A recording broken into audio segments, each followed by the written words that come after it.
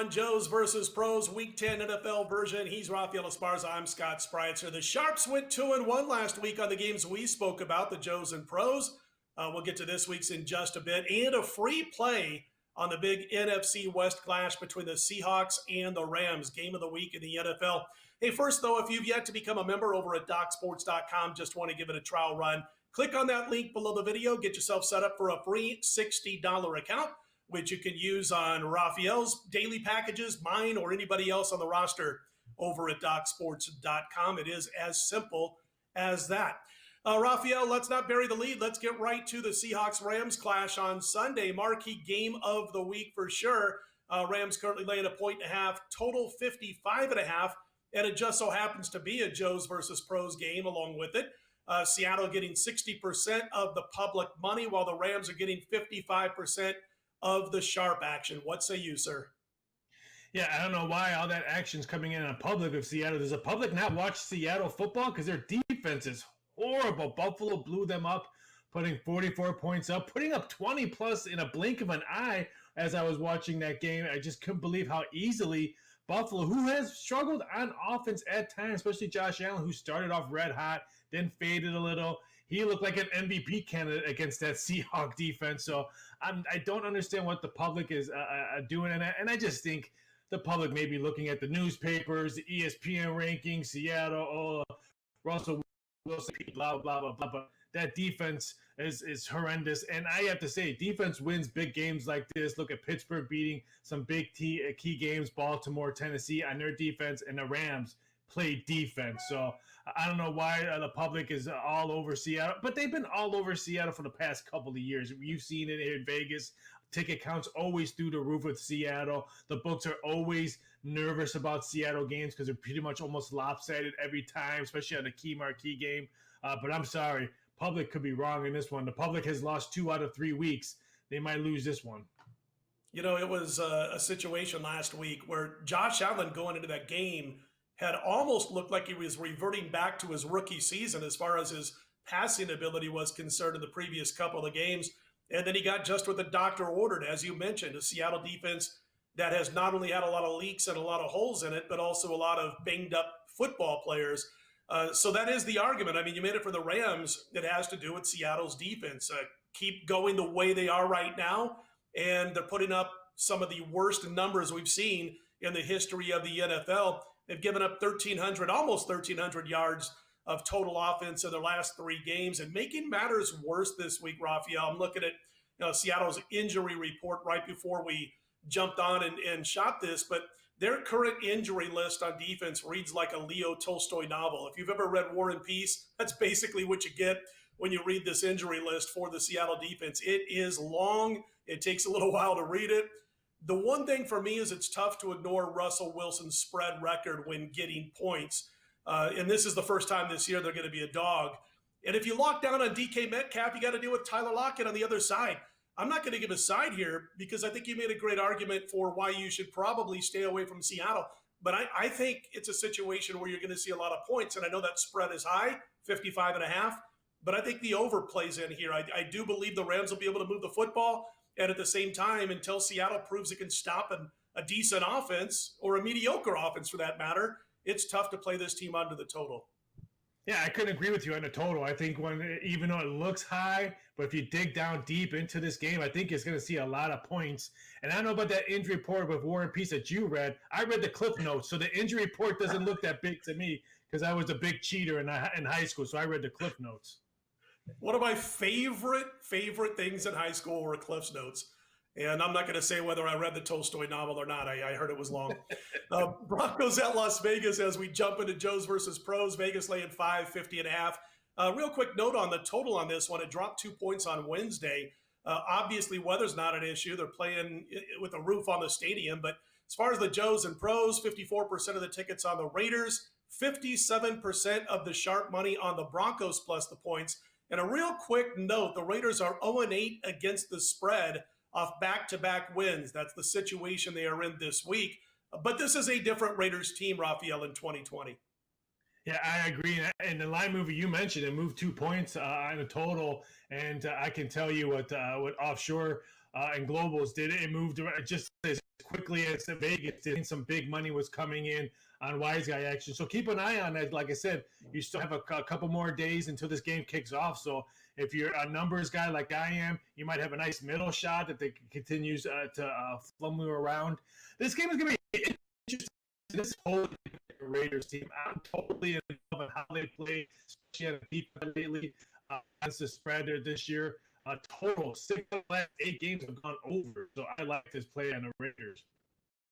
Broncos off the loss to the Falcons. It was a tough spot. Listen, I had the Falcons last week, and it was a blowout. And then all of a sudden, with 4 minutes to go, I had to sit there and sweat and stress out Atlanta. They did get the win and hung on. Broncos have been playing better football as they drift away from teams and fall behind and then come back in the closing minutes of the games. We saw that the last couple of weeks. Raiders were outgained in last week's win.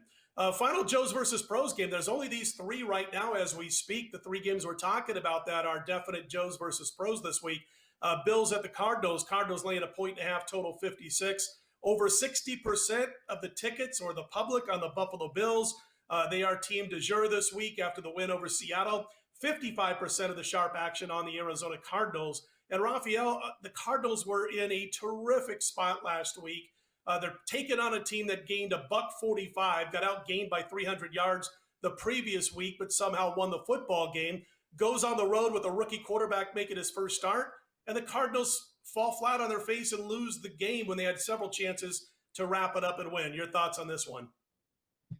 Yeah, for the Bucs, they loved this game because they needed Miami big. I mean, it moved almost 2 solid points, opened up around 4.5, closed around 6.5. We're really shocked that we didn't move, or the Bucs didn't move it to a solid 7. The amount of action this game was getting. But yeah, I don't know if I want to bounce back with Arizona. You mentioned it; they were up by 7, and hold the ball, control the tempo, and they just did it. And all of a sudden, it's tied, and all of a sudden, the kick field goal game's over. I'm like, what just happened? We were by 7 because I had Arizona last week. I got the big L.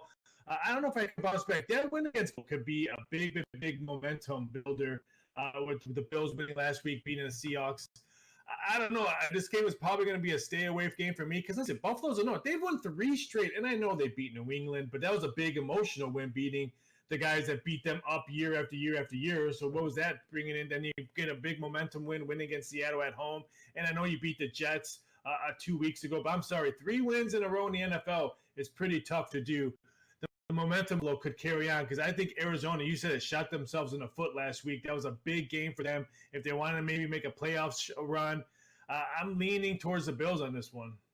I was with you on Zona, by the way, last week. I was there, and when they went up 31-24, I really did think, okay, they're gonna wrap up this game and win it now. And I do a lot of in-game, a lot of in-game betting, and there was no situation in my mind watching that game when they went up 31-24 that made me want to do any in-game on Miami. I really did think that was a done deal at that point, and they didn't take care of business. But you know what? Kyler Murray has quickly now developed a reputation as a play on when getting points and a play against when laying points. And we mentioned, or you did, Buffalo at a good spot. They took advantage last week, but they better bring the run defense because Arizona's second in the league in yards rushing per game. We've got 2 quarterbacks who can definitely beat you with their legs. Arizona's got a real nice success rate on 3rd down this season. Don't have to worry about bad weather. Man, here's another one. It's mid-50s. It's 56, and I'm thinking it's over or nothing as far as that total's concerned, Raphael.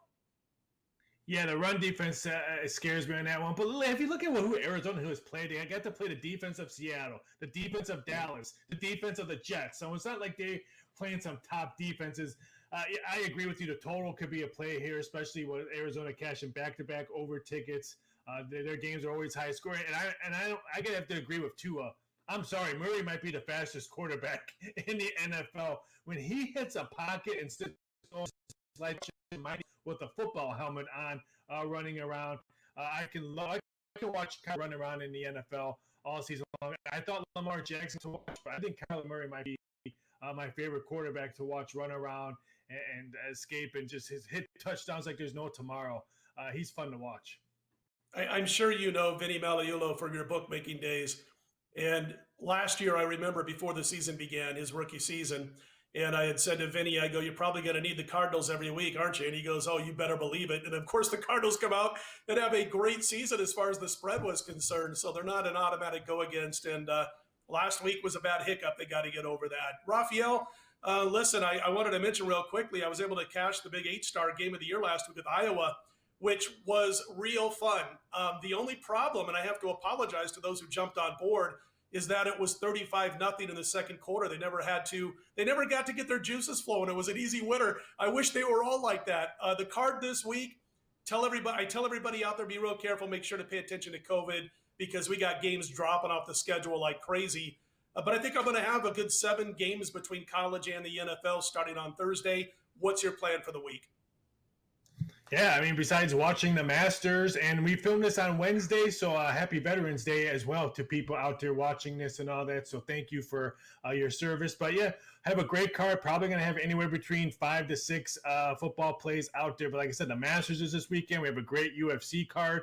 Got Crawford boxing this weekend on ESPN, so I can't wait to watch that boxing match. We'll have plays on that. Soccer international friendlies going on today and tomorrow. USA plays on Thursday. Like to see them get a big international friendly W. So you know me, I watch everything. Horses. We had a big Breeders' Cup winner on Saturday with Authentic. So I'll be hopping around watching everything and anything. Maybe I'll squeeze in a movie. Hallmark channels are playing Christmas movies already. Maybe I'll try to get in the spirit. Okay, you can report back to me on those. I'll decide to read your reviews and I'll go from there. But Terrence Crawford, fellow Omaha boy. So I'm always rooting for Terrence Crawford, TC. You know, he's the first boxer that we've been able to root for in the Omaha Council Bluffs area since Ron Stander. It's been a while. Oof. I was a little kid.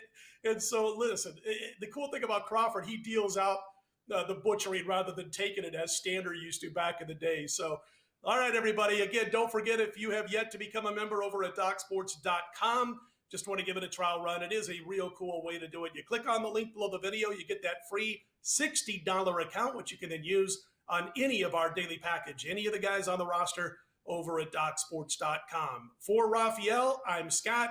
We'll talk to you next week. Let's put him in the win column.